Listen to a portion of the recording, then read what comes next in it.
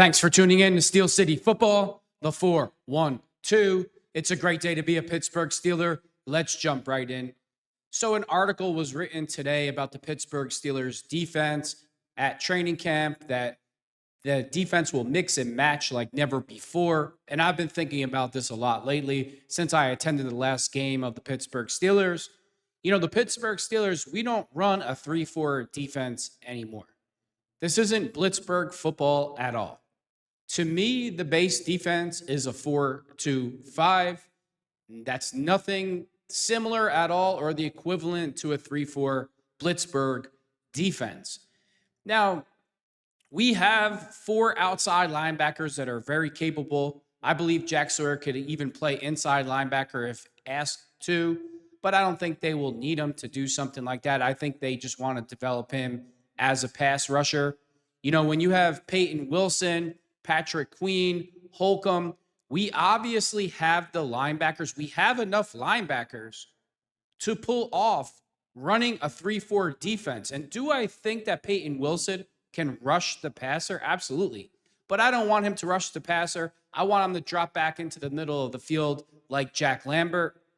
But do I think that the defensive linemen, as in Harmon and Cam and Keanu, who's ever out there, do I think they have the ability to drop back in coverage, you know, on 3rd and 9 in a playoff game when things are getting really crazy and to make things more confusing? Absolutely, I do. I think we can run the 3-4 Blitzburgh defense and bring more pressure than we ever could with the amount of athletes that we have on our defense. You know, it's all up to Coach Tomlin. Coach Tomlin told the Pittsburgh Steelers when he first got hired, they asked Coach Tomlin, hey, are you going to keep Dick Lebeau? And his answer was yes. And as soon as they won the Super Bowl, what happened? Bye-bye, Dick Lebeau. And why is that? I mean, me personally, I feel that Coach Tomlin doesn't like to have anybody else that could possibly take credit for his victory. So Lebeau had to go, because why else would Lebeau be let go? He's absolutely phenomenal at what he does. Then he goes down to Tennessee. He doesn't exactly have the same type of talent as the Pittsburgh Steelers, but he does very well. There was no reason at all to get rid of Dick Lebeau. And since the Pittsburgh Steelers have gotten rid of Dick Lebeau, guess what? Our defense is very bland, very vanilla. You know where the pressure is coming from. It's easy to pinpoint every single time. So today in this article from Kazora, my top day one takeaway, the Steelers defense will mix and match like never before. Well, this is good news for once. On the defense anyway, as far as mixing it up. The message is adapt or die. That's the message. That was the organization's offseason goal. Even in one Thursday practice, that payoff could be felt. The Steelers' outside linebackers might not be as static. On one of the first plays of team period, star linebacker TJ Watt initially aligned over the A-gap like a roaming off-ball linebacker. He then shifted over to his left, closer to the right tackle, before dropping into coverage. It's clear at inside linebacker, Patrick Queen and Peyton Wilson are the top 2 at the position, and Wilson is poised to see a serious uptick in snap count. Still creating a true depth chart, at least based off of yesterday, is difficult to do. The mixing and matching at the position is as real as anywhere. Malik Harrison, Cole Holcomb, Mark Robinson, and rookie Carson Bruner all cycled in throughout practice against different groupings. Harrison seemed to mainly play in base packages, Holcomb more a nickel, but the strong rotation made it hard to truly pin down. He also went on to say, but nowhere was it as obvious in the Steelers secondary. True to Mike Tomlin's word, top 3 cornerbacks, Jalen Ramsey, Darius Slay, and Joey Porter Jr. aren't coming off the field. In the team's 5 defensive back nickel groupings, Ramsey worked in the slot, a true presence on the field with rare size. He blitzed multiple times throughout the day, once pressuring Aaron Rodgers into a woeful incompletion intended for DK Metcalf. When the Steelers used the 3-4 grouping, Ramsey stayed on the field and shifted to safety opposite Deshaun Elliott. I mean, that's today's NFL. You have to bring pressure from different places. You know, let's just say hypothetically, you know, in a playoff game or an important game, it's 3rd and 14, 3rd and 12, and Derek Harmon hasn't really been getting to the quarterback. And every single play, he's rushing the quarterback.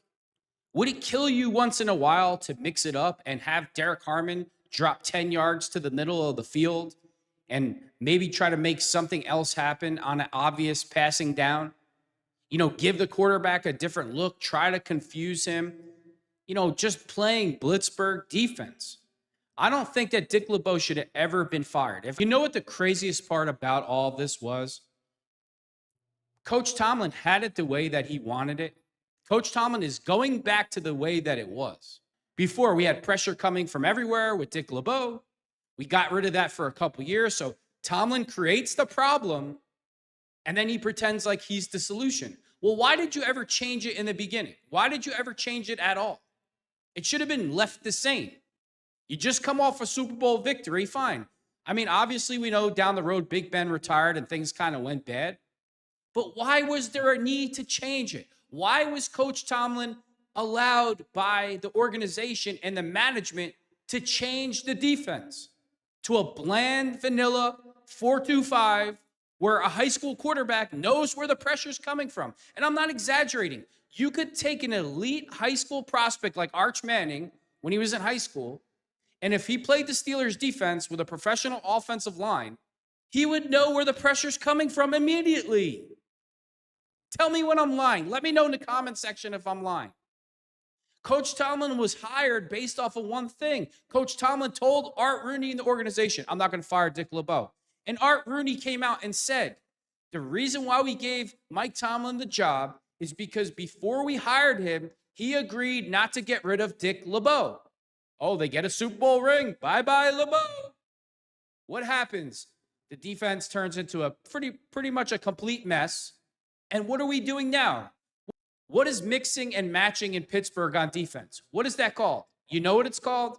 It's called Blitzburgh football. That's what it's called. And it should have never been changed. We should have never strayed away from that. It's very confusing. Think about it. You're in the heat of a game. It's 3rd and 16. The crowd's going crazy. It's a playoff game. You're used to Derek Harmon or Cam Hayward rushing the passer. All of a sudden, they drop back in the coverage, and you have somebody like Nick Herbig slam through the gap, a lot faster guy trying to get at the quarterback, and the quarterback throws it down the middle to Derek Harmon for a pick, and he runs it back 60 yards for a touchdown. Are these things possible? Absolutely. But what's the most important part of a 3-4 defense? Greg Lloyd, Kevin Green, they all used to say, you got to have 4 horsemen. You got to have those 4 linebackers. And we got plenty. We got plenty of linebackers that can do it. Peyton Wilson is a new hybrid. With Peyton Wilson in the middle, a guy that can cover, that his frame is 6'5", he's long, he's fast as hell. Putting him back, Jack Lambert was awesome at doing that. He was in the middle of the field like a monster, with the old arm guards on. You throw a football, he's like, whoop, whoop, catch it and pick it off and run it back for a touchdown. Now, I feel that Peyton Wilson has even more athletic ability than Jack Lambert. So we're in a good position to run this kind of defense. There's no reason the Pittsburgh Steelers can't be creative and go back to Blitzburgh defense. I don't want to hear that we run a 3-4 defense. That is, a 3-4 defense is bringing pressure from all over the field. You're going to say, oh, well, we don't really have the right type of defensive ends to do that. Really? Derek Harmon, 6'5", 315 pounds.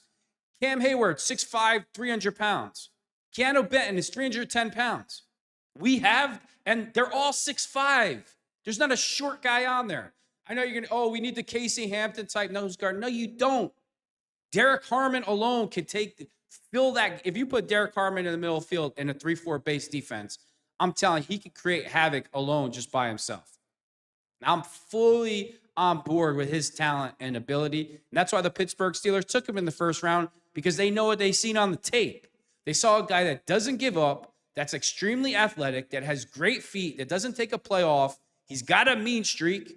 He's got to get a little stronger in his lower body, whatever. But I'm telling you, he's going to be an outstanding player. Great player. Do I think Derek Harmon could drop back to the middle of the field 10 yards back and play and cover? Absolutely, I do. Obviously, I'm past. Come on. obviously on passing downs. You know, I don't expect him to drop back there and play the run, but could he? Yeah, of course he could. I just don't. It's like the Pittsburgh Steelers, they create their own problems. Everything was fine. Coach Tomlin had to come in and recook everything, and now we got problems in the act. I remember the national media did a story on this. I forget her name. She said Tomlin creates the problems, and then if he fixes it, he kind of gets credit for the problems that he created. And I couldn't agree with her more. The Steelers also signed safety Chuck Clark, I think he was waived from the Ravens today. No, he was waived from the Jets. I don't want any New York Jets players on the team, please. Everybody's going wild and losing their minds because Aaron Rodgers threw a touchdown pass to DK Metcalf. That's what I anticipate. I'm not going to throw a pep rally. That's what I expect. That's what I envisioned all summer. I'll just let you hear Mike's voice, hear him tell it to you. I really love DK Metcalf. I think that DK Metcalf, since he's going to be in the same division as Jamar Chase being in the division, people say, well, won't the defenses? He always wants to be competitive against defenses.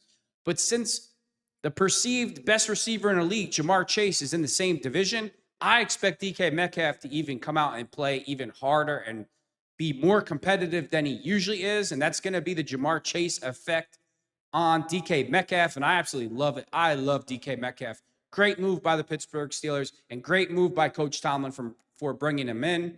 Mike Tomlin went on to say TJ Watt and Alex Highsmith swapping sides in practice, not a big deal.